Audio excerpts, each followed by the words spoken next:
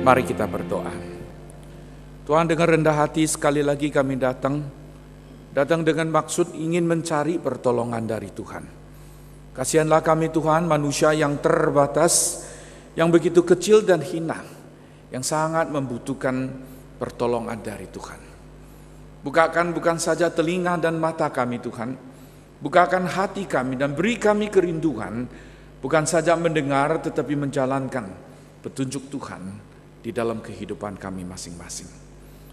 Tunjukkanlah kasihan khususnya kepada hamba-Mu yang bodoh dan terbatas ini. Beri dia kebijaksanaan dan kekuatan yang cukup. Demi nama Tuhan Yesus kami berdoa. Amin.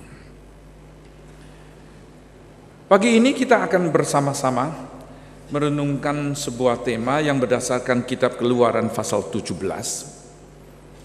Kalau Anda sedikit memperhatikan, maka di belakang Yahweh Nisi, Tuhanlah panji-panjiku, itu ada satu. Ini kebaktian satu. Ini hari Minggu, kalau saudara tidak kemana-mana, silakan datang untuk kebaktian kedua. Kita sama-sama mempelajari bagian ini. Kita akan bacakan dari kitab Keluaran pasal 17, dibacakan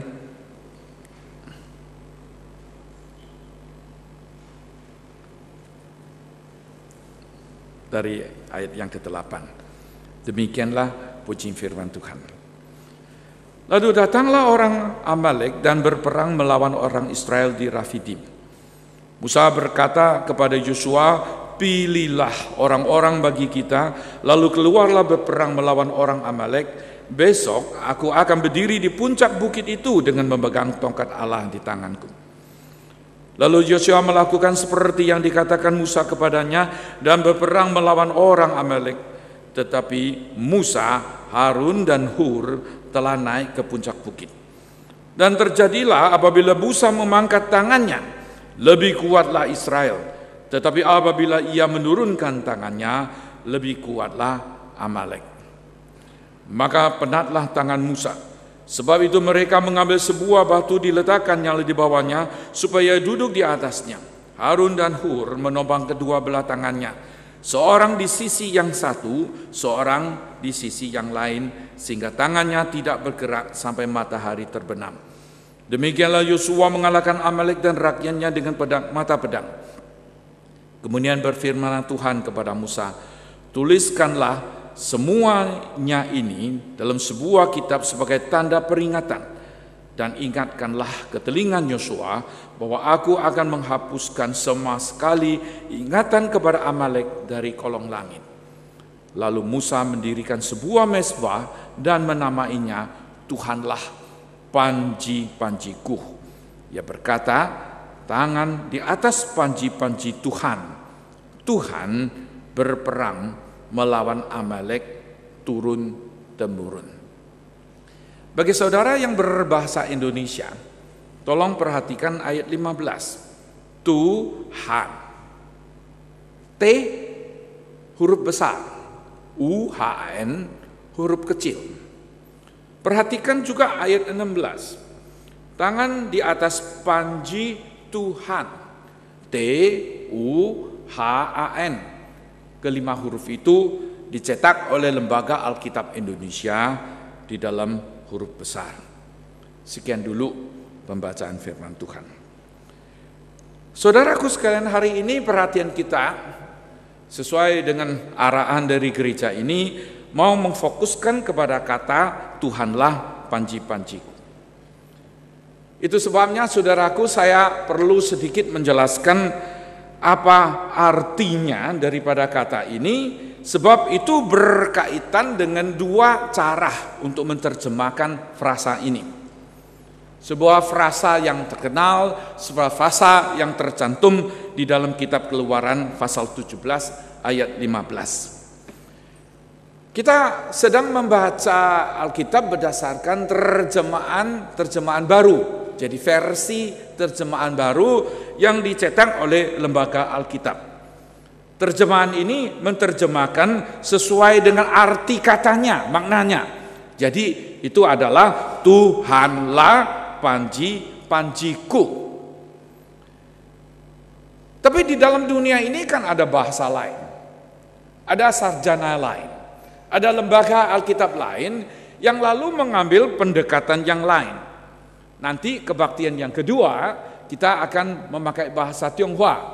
Terjemahan yang kita pakai itu sudah 100 tahun lebih. Istilahnya adalah Hehepen Union Version. Di dalam versi Union itu lalu menerjemahkannya menurut suara fonetik. Jadi diterjemahkan menjadi Yehowa. Lalu panji itu diterjemahkan Nisi. Atau di dalam sebagian terjemahan bahasa Inggris, sebagian itu diterjemahkan Yahweh Nisi. Nah, saudaraku sekalian, ini berkaitan dengan apa? Berkaitan dengan nama Allah yang 4 huruf. 4 huruf ini kalau Anda memperhatikan, dalam bahasa Arab juga begitu, istilahnya gundul. Jadi tidak ada vokalnya. Orang Yahudi kalau membaca, mereka saking baca, sering baca, mereka itu sanggup membaca tanpa huruf vokal. Jadi semua itu huruf mati. Saya ambil sebuah contoh yang sederhana saja. Saya kan tinggal di kota Malang, MLG. Orang sudah tahu itu Malang. Atau saudara yang misalnya dari mau terbang ke Jakarta, misalnya JKT, orang sudah tahu itu Jakarta. Singkatan-singkatan yang populer di dalam SNS begitu. Jadi untuk satu masa bahasa Ibrani itu tidak ada vokalnya. Itu sebabnya saudaraku sekalian, kalau saudara membaca salinan kuno itu sebetulnya tidak menemukan vokalnya yang tadi saya sudah katakan, sama seperti bahasa Arab yang istilahnya gundul.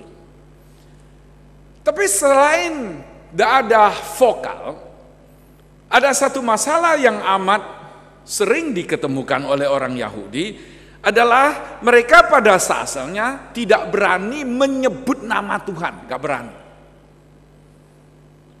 Untuk misalnya menyalin 4 huruf ini, mereka itu perlu mandi dulu gitu, pennya dicuci dulu, badannya dibandikan, pennya dicucikan, baru mereka berani menuliskan ke-4 huruf ini. Nah, itu sebabnya setiap kali mereka bertemu dengan 4 huruf ini, mereka itu melafalkannya, mereka menyebutkannya dengan nama yang lain, sebutan yang lain, yaitu Adonai. Kalau saudara tidak belajar bahasa Ibrani juga nggak apa-apa, saudara akan menemukan sesungguhnya 3 huruf ini sudah nggak gundul. Sudah ada apa? Sudah ada pointingnya, sudah ada vokalnya. Saudara lihat di bawahnya ada titik 2, ada garis 1, ada titik 2, sehingga Anda bisa membacanya menjadi Adonai yang berarti Tuhan. Nah, saudaraku sekalian, pilihan inilah yang diambil oleh terjemahan bahasa Tionghoa, memilih melafalnya menjadi Yahweh. Nah, itu sebabnya sebagian terjemahan bahasa Inggris juga mengambil ini. Tapi sesungguhnya, nah ini juga sampai hari ini perdebatan di kalangan sarjana, sebetulnya bagaimana menglafal nama ini.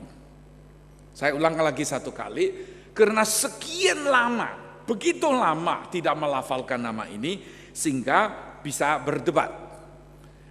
Anda pasti tertarik untuk bertanya, lalu kalau begitu bagaimana kita bisa tahu lafalnya adalah Yehowa atau Yahweh, mana yang betul? Salah satu patokan yang dipakai oleh para sarjana di dalam penyelidikan mereka, yaitu berdasarkan terjemahan kuno yang menerjemahkannya secara fonetik. Karena ada sebagian terjemahan kuno menerjemahkannya secara fonetik sehingga lalu orang tahu mungkin kira-kira begitu cara untuk melafalkannya. Nah, 4 huruf ini kalau ditransliterasikan, ya itu seperti yang kita baca itu YHWH. Itu sebabnya judul yang pertama-tama di halaman pertama kita pakai YHWH lalu strip. Nah itu berhubungan nisih, yaitu panci-panci. Nah sedikit setelah menjelaskan ini semua saudaraku, kita mau melanjutkan bahwa Tuhanlah panji-panjiku ini tercatat di dalam Alkitab kita. Di dalam kitab Kejadian pasal 36, kita akan bertemu misalnya dengan sebuah nama yaitu Esau. Esau itu saudaraku adalah, kalau Anda baca, Tina adalah gundik Elifas anak Esau yang melahirkan Amalek. Nah ini konon ceritanya adalah cikal bakal mulainya sebuah bangsa yang menjadi musuh daripada orang Israel. Kita tidak tahu dengan pasti ceritanya. Tetapi menurut tradisi orang Yahudi yang mencatat bahwa Esau itu sangat membenci Yakub. Cerita ini tidak tercatat di dalam kitab Kejadian. Itu tradisi orang Yahudi. Kalau Anda membaca misalnya buku-buku ditulis oleh sejarawan Yakobus, misalnya Yosefus misalnya, saudara bisa menemukan bahkan dikatakan, oh Melek ini begitu benci sampai dia itu mau bermusuhan dengan orang Yahudi dari turun temurun. Esau itu begitu benci. Mereka itu mau menjadi musuh daripada orang Yahudi. Sampai mereka itu tidak rela kalau bangsa Yahudi itu masih terus bertahan. Tapi hari ini saudaraku, kita ini kan orang Kristen. Apakah hari ini kita bertemu dengan misalnya orang Amalek? Hari ini apakah kita harus berperangan dengan orang Amalek? Saya kira ceritanya bukan begini. Dan sesungguhnya Alkitab mencatat mengenai peperangan orang Yahudi sama orang Amalek bukan mengajarkan sekedar suatu permusuhan. Alkitab tidak bermaksud mengajar kita kebencian. Misalnya kita ini orang Israel yang sejati, lalu kita harus berperang dengan orang Amalek, suatu bangsa begitu. Saya kira bukan begini. Kita harus membaca peristiwa yang tercatat di dalam kitab Keluaran ini di dalam satu kerangka yang jauh lebih besar, yaitu karya keselamatan Allah. Allah kita yang maha besar, Tuhan kita yang kita percayai, karena Yesus Kristus itu mempunyai sebuah karya besar ingin menyelamatkan umat manusia. Di dalam karya Tuhan yang begitu besar, itu ada suatu peristiwa, yaitu perjalanan orang Israel meninggalkan Mesir. Lalu pergi ke tanah perjanjian. Ini sebuah perjalanan yang sudah tentu ada maksudnya. Allah ada maksud di dalamnya, Tuhan ada maksud di dalamnya yang ingin mengajarkan sesuatu kepada kita. Supaya kita bisa belajar bagaimana juga melintasi perjalanan kita di atas bumi ini pergi ke surga. Tapi bukan saja begitu saudaraku sekalian, itu juga berkaitan dengan rencana Allah yang akhirnya akan mengutus anaknya yang tunggal lahir di dalam dunia untuk menjadi juru selamat. Hari ini saudaraku sekalian, kita bukan saja membaca perjanjian lama, kita hari ini juga membaca perjanjian baru. Karena kita membaca perjanjian lama, lalu kita membaca juga perjanjian baru, dan kita tahu semua yang sudah direncanakan oleh Allah di dalam kedua bagian ini, maka saudaraku sekalian, kita seharusnya membaca dari sudut lain, sehingga peristiwa yang tercatat di dalam kitab Keluaran ini boleh menjadi berkat di dalam kehidupan kita. Kita boleh mengerti bagaimana kita harus bersikap di dalam dunia ini. Kita harus tahu bagaimana mengikuti Tuhan dengan lebih setia di dalam perjalanan kita ini. Itu berarti saudaraku sekalian, hari ini saya ingin mengajukan pertanyaan yang pertama. Siapakah musuh kita kalau begitu? Siapakah sesungguhnya, tak kala kita membaca kitab Keluaran ini, siapakah sesungguhnya musuh kita ini? Apakah hari ini kita akan berlawanan dengan bangsa Amalek yang padahal sudah tidak ada lagi, sulit bagi kita untuk menemukan? Sudah tentu tidak, saudaraku sekalian. Orang Amalek di sini bukan lagi menunjuk orang-orang yang kita tidak suka, misalnya teman kita yang di seberang sana yang suka mengganggu kita, bukan begitu. Atau mereka yang misalnya merugikan kita, yang menfitnah kita, itu orang Amalek yang harus kita pelang. Saya kira juga bukan begitu. Orang Amalek yang kita hadapi pada hari ini adalah orang-orang atau barang-barang atau hal-hal yang menghalangi kita menuju ke tanah perjanjian. Itu berarti saudaraku, mengapa Allah mengizinkan kita bertemu dengan orang-orang ini? Atau mengapa Allah mengizinkan ada kalanya kita menghadapi peristiwa yang tertentu yang mengganggu kita, yang membuat kita kecewa? Semua ini saudaraku sekalian ada maksud Tuhan yang baik, mau melatih kita, mau menguatkan kita, membuat kita menjadi orang yang lebih tangguh, lebih dewasa, agar kita, saudaraku sekalian, boleh dilatih menjadi seorang yang sanggup mengikuti Tuhan, yang sanggup melayani Tuhan, yang sanggup menyelesaikan tugas kita yang sudah Tuhan berikan kepada kita.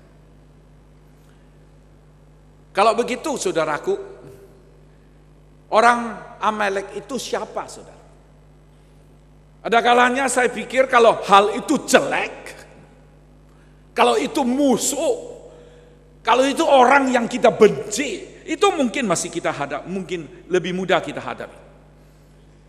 Yang sering saya khawatirkan adalah ada kalanya justru orang Amalek itu wujudnya adalah dalam hal-hal yang kita senang, yang kita suka, yang bahkan saudaraku sekalian yang kita begitu dekat dengannya atau bahkan kita sendiri. Di dalam kehidupan kita, saudaraku, bahkan di dalam hati kita, itu seringkali ada hal-hal tertentu yang sulit sekali kita lepas dan tinggalkan. Saya baru sedikit sadar akan dampaknya daripada HP. Tak kala tahun lalu bulan 8, bulan Agustus saya mengikuti sebuah kongres teologi di Hong Kong. Di MRT itu saya menemukan ada maklumat yang melarang orang sambil main handphonenya, mau kirim SMS apa itu sambil turun eskalator itu.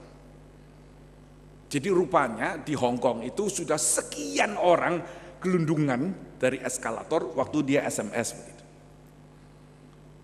Pulang ke Indonesia, saya cerita kepada famili saya yang juga jadi dokter. Saya bilang saya di Hong Kong ini barusan membaca itu peringatan keras. Kalau lagi SMS jangan sambil jalan, nanti gelundungan dari atas. Famili saya yang jadi dokter itu ketawa. Dia bilang, itu sudah umum di Indonesia, dia bilang.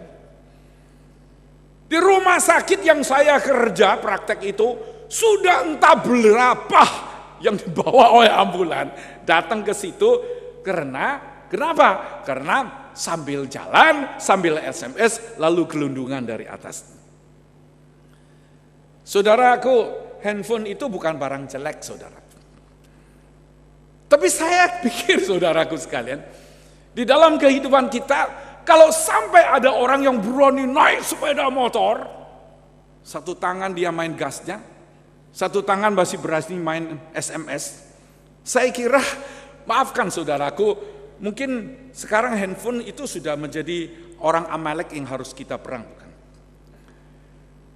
Orang Amalek yang membuat kita semua terikat dan terpikat sedemikian rupa adanya. Saya baca majalah ekonomis. Ekonomis itu jauh lebih baik dari Time atau Newsweek. Minggu lalu, edisi minggu lalu itu memberikan sebuah artikel yang di dalam dikatakan sekarang produsen modern itu suka bikin barang produk yang apa? Yang bisa bikin Anda itu kecanduan. Salah satu ya handphone. Dikatakan dari 5 orang itu ada 4 dari 5 orang itu kalau bangun tidur di dalam waktu 15 menit dia langsung melihat apa? HP-nya. 4 dari 5 orang itu begitu dia bangun tidur bukan memikirkan selamat pagi kepada orang tua atau bilang kepada siapa, misalnya istrinya, atau memikirkan yang lain atau baca Alkitab, enggak. Yang dia pikirkan di dalam waktu 15 menit itu segera membaca. Bahkan satu lagi dikatakan, satu orang itu, dengarkan itu, satu hari bisa cek SMS-nya 150 kali, saudaraku.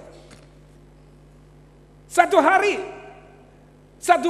itu cuma 24 jam kan?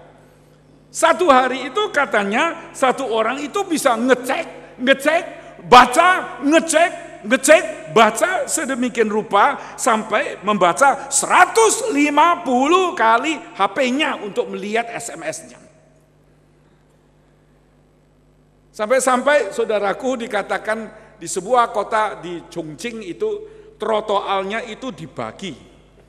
Ada orang yang berjalan pakai HP dan sebagian orang yang jalan tidak boleh pakai HP. Teman, hari ini kita terus berhadapan dengan orang Amalek. Dan kita harus menang.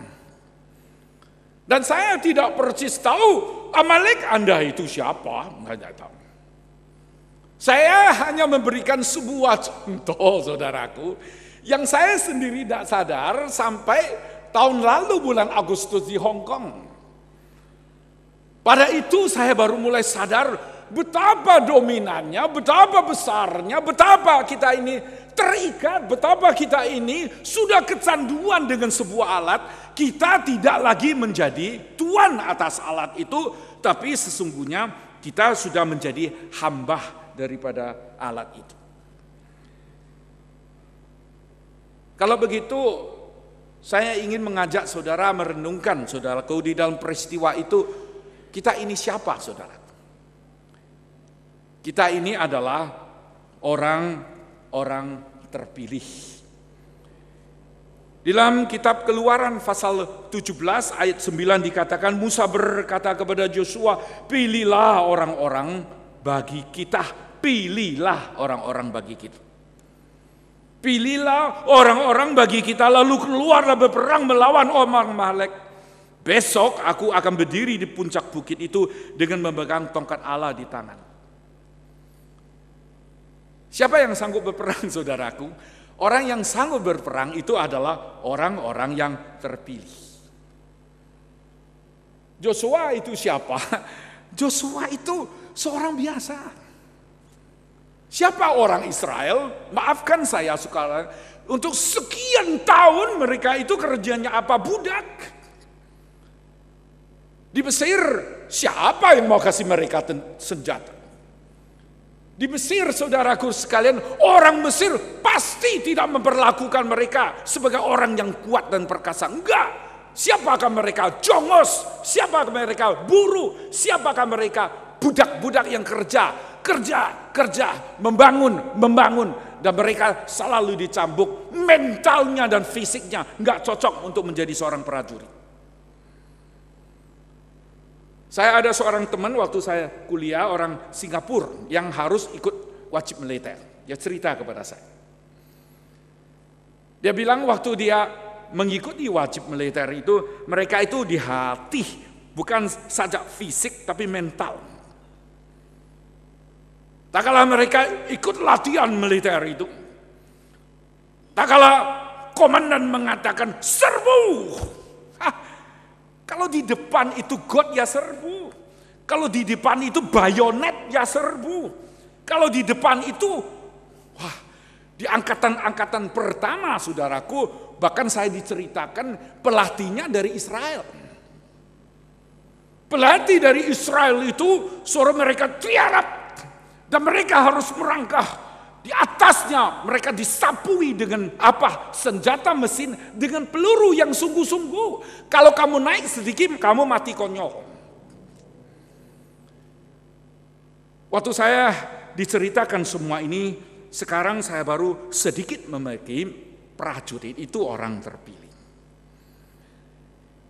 Seorang prajurit, orang yang terpilih, Joshua dan kawan-kawannya, paling tidak harus sadar bahwa mereka diutus bukan untuk berleha-leha, untuk tamasya, untuk jalan, untuk senang-senang.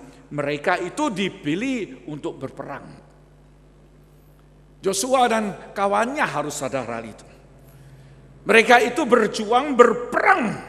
Berperang untuk mereka sendiri, berperang untuk bangsanya.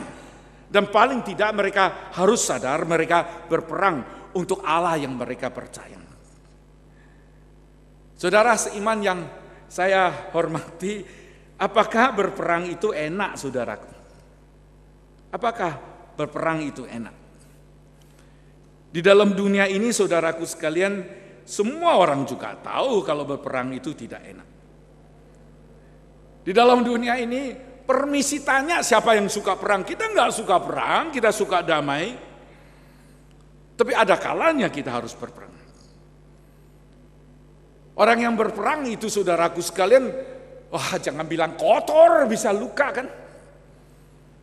Jangan bilang capek, dia bisa mati, bisa tewas. Itu sebabnya orang yang berperang itu harus kuat, harus sehat, harus lincah. Dan orang yang mau berperang itu harus rela maju untuk berperang. Saudara seiman yang saya kasihi, jadi orang Kristen enak atau tidak enak? Saya tidak mau minta Anda angkat tangan sih untuk tahu. Yang bilang enak, ya salah saudara. Sekarang jam 7-an kan. Tadi saudara bangun jam berapa? Kebaktian dimulai jam 6.30 kan. Saudara bangun jam berapa? Ini hari Minggu loh. Yang bilang jadi orang Kristen enak itu saudaraku belum tanya sama paduan suara. Tolong permisi tanya sama paduan suara untuk merayakan hari Natal. Paduan suara itu latihannya berapa kali? Kalau paduan suara bilang capek, maafkan, itu belum mengerti perasaan pianis. Betul tak? Suara 1 nyanyi sekali, suara 2 nyanyi sekali, suara 3 nyanyi sekali, suara 4 nyanyi sekali. Pianis main berapa kali? Tidak tahu. Aduh, kalau gitu aja tidak tahu ya, saya juga bingung. Pianis harus main 4 kali, betul tak? Enak jadi orang Kristen. Siapa yang bilang jadi orang Kristen itu enak? Orang Kristen itu harus tahu disiplin kan? Orang Kristen itu harus menjaga moralnya kan? Orang Kristen harus bertindak sesuai dengan kehendak Tuhan kan? Orang Kristen, maafkan saya, Minggu pagi-pagi harus bangun kan? Saudaraku sekalian, kalau Anda mau tanya orang Kristen itu enak atau tidak enak, saudaraku sekalian, jawabannya mungkin ya, mungkin tidak, saudara. Tapi yang pasti satu hal, Anda itu rela menjadi orang Kristen. Tidak ada yang paksa. Mungkin 1-2. Mungkin 1-2 pagi ini datang karena diajak oleh pacarnya atau dipaksa sama orang tuanya. Saya tidak tahu saudaraku. Tapi yang jelas kalau saudara mau jadi pengikut Yesus yang baik, Anda harus rela. Yang ada kalanya, musuh yang paling besar di dalam kehidupan kita, itu adalah diri kita sendiri. Menyangkal diri, lawan diri, menang atas diri. sehingga kita ini boleh menjadi seorang pengikut Yesus yang baik. Mengapa saudaraku saya terus menekankan kerelaan itu? Mengapa saudara? Sebab kalau Anda tidak rela, itu menunjukkan saudara sesungguhnya belum sadar. Kalau saudara belum rela, saudara belum sadar. Waktu saya mengajar di Singapura, saudaraku, saya menemukan bahwa rokok, bungkusan rokok itu ada foto, bukan foto pria panah lalu datang macan, saudaraku. Iklan Indonesia itu aneh-aneh ya. Iklan rokok, selera pria, orang memanah gitu, lalu bisa macan datang. Saya jadi bingung. Apa hubungannya macan, panah, sama rokok? Ya kan? Tapi Indonesia kan sudah maju. Sekarang iklan bungkusan rokok di Indonesia juga ada gambar apa? Kanker, betul loh. Bibir, mulut, lidah. Waktu saya mengajar di Singapura, bahkan satu kali saudaraku sekali di Jalan Orchard Road itu loh, Jalan Orchard itu ada pameran apa? Itu ranjang orang rumah sakit diguarin, di atasnya dikasih pasiennya untuk apa? Untuk tunjukkan kepada orang, ini peraga saja, bahwa siapa yang kalau suka merokok ya bakal begini. Tahu sama sadar itu dua hal, saudara. Tanya kepada mereka yang rokok, apakah tidak tahu bahwa rokok itu bakal menjadi kanker? Tapi sadar kan? Orang yang suka rela, orang yang rela melakukan, itu orang yang sadar. Itu sebabnya bahasa Indonesia suka rela. Orang yang rela itu baru ada kesukaan. Di mana ada kesukaan, itu membuktikan sesungguhnya di dalam hati kita itu ada kerelaan. Mengapa harus orang terpilih, saudara? Orang yang terpilih, saudaraku sekalian, baru mungkin melayani dengan sepenuh hati. Orang yang melayani dengan sepenuh hati, itu baru mungkin bertanggung jawab, mungkin baru ada inovasi. Dan orang-orang demikianlah baru mungkin menerima mahkota dari Tuhan.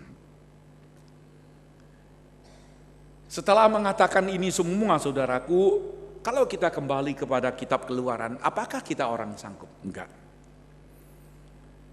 Kitab Keluaran itu mengajar kita satu hal yang sangat penting. Pertolongan dari atas. Orang Israel itu membutuhkan pertolongan. Saya sudah katakan Yosua itu siapa? Mantan budak, mau perang apa? Orang Israel itu siapa? Kuli-kuli yang gak ngerti apa-apa yang di Mesir. Mereka membutuhkan pertolongan yang bukan saja dalam bentuk pedang dan panah, saudara. Pertolongan yang mereka lebih butuh itu berasal dari Allah. Allah yang memberi mereka kepintaran, Allah yang memberi mereka keberanian, Allah yang memberi mereka kekuatan. Dan saya ingin menambahkan, saudaraku, Allah yang memberikan pertolongan yang saya tidak bisa gambarkan, lukiskan. Ajaib, ajaib. Tangan Musa dinaikkan, mereka menang. Tangan Musa diturunkan, lalu mereka kalah. Apa maksudnya menaikkan tangan, saudaraku? Apa maksudnya? Kalau saudara bacakan dari kitab Keluaran pasal 17 ayat 11, dan terjadilah apabila Musa mengangkat tangannya, lebih kuatlah Israel, tetapi apabila ia menurunkan tangannya, lebih kuatlah Amalek. Ada kata doa enggak? Tidak ada. Saudara, di dalam ibadah saudara boleh angkat tangan? Boleh. Di dalam ibadah saudara boleh memuji Tuhan, angkat tangan? Boleh. Tapi saya ingin mengatakan, di dalam kebiasaan orang Yahudi, kalau dibilang angkat tangan itu berdoa. Itu sebabnya saya dengan sadar mengutip surat 1 Timotius pasal 2 ayat 8. Oleh karena itu aku ingin supaya di mana-mana orang laki-laki berdoa dengan menadakan tangan yang suci, tanpa marah dan tanpa perselisihan. Jadi angkat tangan, saya paling nggak suka kalau ikut konser. Gaya kita itu ikut konser yang duniawi itu, saya nggak suka. Jujur. Kita ibadah jangan ikut model konser duniawi. Ibadah ya ibadah. Di dalam ibadah boleh angkat tangan, silakan, hak Anda. Maknanya apa? Kalau menurut kebiasaan orang Yahudi, angkat tangan itu sinonimnya, aliasnya berdoa. Di sini dikatakan, oleh karena itu aku ingin supaya di mana-mana orang laki-laki berdoa dengan menadakan tangan yang suci, tanpa marah dan tanpa perselisihan. Jadi Musa sedang berdoa. Musa berdoa minta pertolongan daripada Allah. Allah memberikan pertolongan kepadanya. Di sinilah saudaraku sekalian kita diingatkan sekali lagi pentingnya doa. Jangan berdoa hanya untuk tahun 2015 dapat keuntungan yang banyak. Jangan pikirkan gitu saudara. Tolong, mari kita juga berdoa bagi orang lain.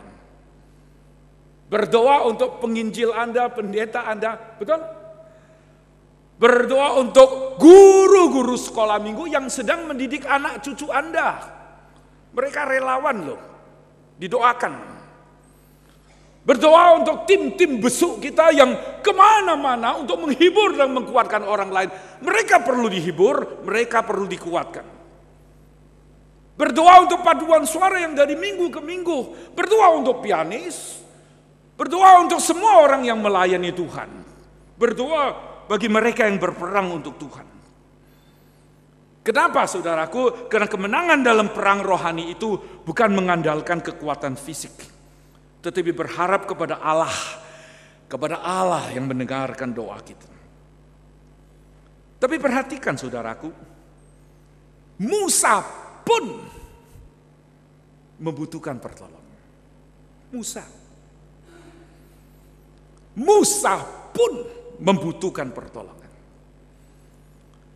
Pasal 17 ayat 12 dikatakan, maka penatlah tangan Musa, penatlah. Sebab itu mereka mengambil sebuah batu diletakkannya di bawahnya supaya ia duduk di atasnya. Harun dan Hur menopang kedua belah tangannya, seorang di sisi yang satu, seorang di sisi yang lain, sehingga tangannya tidak bergerak sampai matahari terbenam. Siapakah Harun? Anda tahu bukan? Kakak Musa. Siapakah Hur? Anak Kaleb. Dan dia seorang pemimpin baik yang dipakai oleh Tuhan. Musa membutuhkan Harun, Musa membutuhkan Hur untuk menolongnya. Dan setelah tim ini berkompak, setelah Musa, Harun dan Hur kompak di dalam pelayanan mereka dan kemenangan itu diraih. Tidak heran saudaraku sekalian, kitab Keluaran pasal 17 mulai dari ayat 14 dikatakan, kemudian berfirmanlah Tuhan kepada Musa, tuliskanlah semua ini di dalam sebuah kitab sebagai tanda peringatan. Dan ingatkanlah ke telinga Joshua bahwa aku akan menghapus sama sekali ingatan kepada Amalek dari kolong langit. Lalu Musa mendirikan sebuah mezbah dan menamanya Tuhanlah panji-panjiku. Tuhan, T-U-H-A-N. Kalau mau konsisten, lembaga Alkitab harus terjemahnya menjadi 5 huruf besar, yaitu Yahweh. Sama seperti ayat 16. Tangan di atas panji T-U-H-A-N. Adonai, bukan. Memang disebut Adonai, tapi sesungguhnya nama Allah. 4 huruf tetragamon. Yang begitu suci sampai orang Yahudi tidak berani melafalkannya. Inilah pertolongan daripada Tuhan, saudara. Orang Israel akhirnya meraih kemenangan. Kemenangan karena jasa Musa, kemenangan karena jasa Harun dan Hur, kemenangan karena Joshua dan teman-temannya. Ya. Kitab Keluaran pasal 17 mengajar kita, kemenangan itu berasal dari Allah. Kemenangan ini seharusnya, sekali lagi saya ingatkan, agar kita lebih dekat satu langkah lagi kepada sasaran yang ditentukan oleh Allah. Kitab Keluaran bukan cerita dua bangsa lagi benci perang. Kitab Keluaran bukan cerita bangsa Israel harus bikin hangus, bikin mati, bikin konyol semua orang Amalek saja, begitu bukan. Ada rencana Tuhan yang penting dan indah. Agar kita ini, agar orang Israel menjadi orang yang berguna di dalam karya besar, karya ajaib Allah yang ingin menyelamatkan manusia, segenap manusia di atas bumi ini. Kiranya Tuhan terus menolong dan membimbing kita dalam perjalanan tahun ini. Mari kita berdoa. Tuhan, terima kasih untuk pertolongan yang sudah Tuhan tunjukkan kepada kami masing-masing. Tahun 2014 sudah menjadi sejarah. Tahun yang sedang berjalan, kami tidak tahu apa yang akan terjadi. Tapi kami mohon pertolongan Tuhan. Dikaulah yang terus menjadi panji-panji kami. Dikau yang terus memberikan kemenangan kepada kami. Menang atas orang-orang Amalek di dalam hidup kami. Agar kami lebih tangguh, lebih kuat, lebih dewasa, dan lebih mengasihi Tuhan. Sucikan kami Tuhan, dengarkanlah seru doa kami ini. Demi nama Tuhan Yesus kami berdoa. Amin.